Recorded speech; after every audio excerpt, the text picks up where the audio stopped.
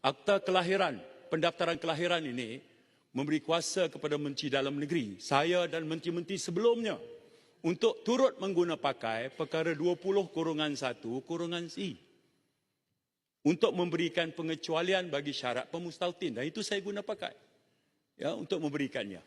Dan sebab itu bila tertib ini semua kita selesaikan, menjawab soalan apakah proses pemberian warga negara terhadap 7 pemain ini mematuhi semua peruntukan perlembagaan, akta, kaedah warga negara dan perlembagaan persekutuan? Jawapannya ya, bol.